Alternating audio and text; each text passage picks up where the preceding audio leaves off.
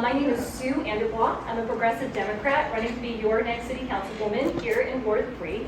Why am I running? I love Providence. I moved here about a decade ago with my husband Scott, who's here.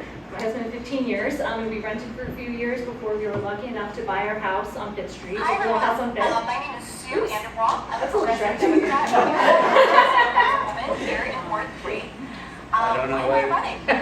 I love I don't know why Live we're stream recording. on one of your tabs. Scott is here.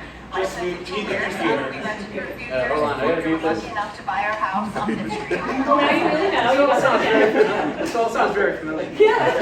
Where did I hear that before? Apologize. Excellent. Keep going, we give you more time. Yeah, start over. Awesome. Well, you already heard that first bit. So we moved here about a decade ago, and we bought our house on Fifth Street about in 2015. And we just really love Providence. This is my home. This is our forever home, and we're going to be here forever.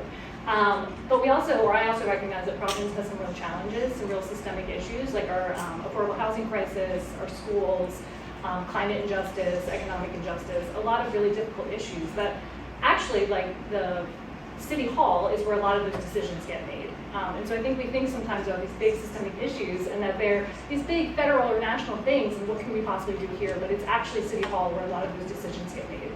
And I've spent my career in and around government and policy, so I've written policy, I've implemented policy, and I've advocated for policy.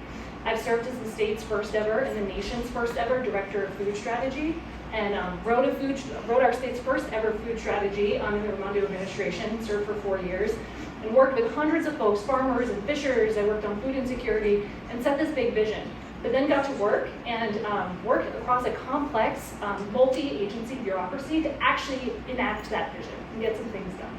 And I see my colleague Sean O'Rourke, who I got to work with at the state, so I'm really excited to see him back.